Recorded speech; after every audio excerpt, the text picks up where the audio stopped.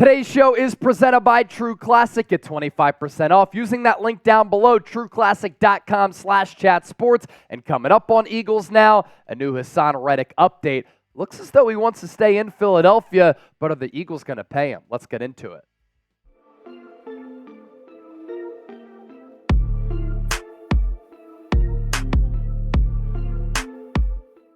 We have a new Haason Reddick trade update to get to here on today's Philadelphia Eagles Now by Chat Sports. I'm Chase Sr. Thanks for hanging out here with us. Reddick speaks and says he never demanded a trade and he wants to stay in Philadelphia. Let's get you caught up with everything going down on the Reddick front. There was this report from Jordan Schultz, NFL insider, who we saw in Las Vegas on Super Bowl Radio Row. And he just spoke to Eagles All-Pro pass rusher Haason Reddick, who tells him he never requested a trade, wants to stay in Philadelphia. The quote, "I would like to get an extension done here at home," as he grew up over the bridge in New Jersey. "At no point did I ever tell the organization I want to be traded." And then there's this from Jordan Schultz as well, that Reddick has one more year left on his contract, as we've unpacked and talked about here on the show. No guaranteed money left. So obviously the leverage here with Philadelphia a little bit, as Reddick has no financial long-term flexibility or stability. "This is home for me," Reddick said. "I was born and raised here. Two of the most fun years playing football in my life came here. I've cherished being an Eagle." And of course, Haason Reddick, as many of you know, T for Temple U, went to Temple University and played under head coach Matt Rule. And then Reddick took to X as well, and he issued a statement, quote tweeting that report from Jordan Schultz, and said, "Never asked for a trade. However, I do understand it's a business, preparing for whatever is next." It's kind of clear to me what's going on here on the Haason Reddick front. He's entering the final year of his deal, no guaranteed money left. He wants a new contract. He even said he clearly wants to stay in Philadelphia, as his production in his home city has been really good in his first 2 years as an Eagle. The Eagles probably gave Reddick's agent permission to seek a trade to see what other teams would be willing to offer as far as a contract extension or a whole new contract entirely. And the Eagles would probably like to keep Haason Reddick, but they don't want to overpay him.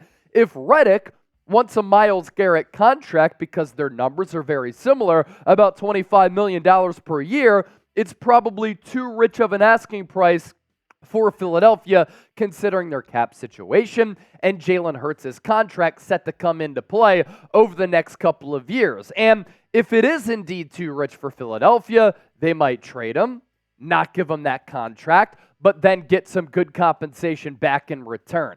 I think Philadelphia should make Haason Reddick a priority only if the money makes sense. He wakes up, he gets out of bed, he gives you double-digit sacks every single season, twitchy and fast, coming off the edge. And as we've seen in his 2 years in Philadelphia, as we saw last year, he could be a game wrecker. And he's only 29 years old. He's been durable, and edge rushers do age pretty well. Especially in today's NFL, especially with the Eagles team building strategy, you got to prioritize edge rushers. And if you can't rush the quarterback, you're cooked. Some of these quarterbacks will sit back in the pocket, feeling comfortable, survey the field, and they're going to rip your secondary apart, as they did oftentimes last year, because from 2022 to this past year, the Eagles just could not get to the quarterback at the same rate that they did a year ago during that Super Bowl run. And going back to the Myles Garrett conversation, eerily similar how close the numbers here are between Garrett over the last 4 years as well as Haason Reddick. You think about Garrett making $25 million per year, Reddick right now, $15.5 million non-guaranteed on the final year of his deal. A great bargain deal for Philadelphia. 50.5 sacks over the last 4 years for Myles Garrett, 293 pressures, 185 hurries, 107 quarterback hits, and his tackles for loss, they're checking in there at 62. And Myles Garrett just won Defensive Player of the Year. As for Haason Reddick, in his last 4 years, he's been able to compile seasons consecutively of 50.5 sacks, 235 hurries, 235 pressures, 138 hurries, 83 quarterback hits, as well as 51 tackles for loss. So the numbers here, very, very similar between Myles Garrett and Haason Reddick, but $25 million for Haason Reddick, that is an extraordinarily high asking price. So what do you do with Reddick if you're in the shoes of general manager Howie Roseman? Do you extend Haason Reddick? Do you want to trade him to try to get some good value back? Let me know down below in the comments section by typing E or T. Now, today's Philadelphia Eagles now is sponsored by True Classic. You can get up to 25% off right now. And we're going to put all of this information down below in the comments section as well as in the description of this video. True Classic, our favorite sponsor, making all the fellas look good no matter how we move. Out with your old workout tees with sweat stains and holes in them with True Classic's ultra comfortable, stretchy activewear. You know those t-shirts that smell like a workout? Not in a good way. True Classic is made with stank-free, moisture-wicking technology so that you can do all the things in comfort. From running on the treadmill, running outside, to going on that beer run, to provide some drinks for the homies. As long as you're moving, True Classic has the gear for you. They've already helped over 2 million men look great, and now you can save big while you move in 2024. For a limited time only, get 25% off when you shop now with our exclusive link, trueclassic.com/chatsports, with the new year in full swing. Already about midway through February. It's crazy. True Classic's activewear shirts and shorts are your go-to for making moves. Their activewear crew necks provide moisture-wicking odor control, quick-dry, and antimicrobial finish for maximum comfort. So one more time, trueclassic.com/chatsports. I'm wearing one of their polos today. Love their t-shirts. Also love their golf polos as well with that nice activewear. Get hooked up, 25% off, code CHATSPORTS. Past 4 years for Reddick have been awesome, right? In 2023, the numbers did go down to 11 sacks from when he finished 4th in Defensive Player of the Year voting in 2022 with 16 sacks. Always a player who's going to make some tackles in the backfield as well. I thought here in 2023, he started to make his imprint on the run.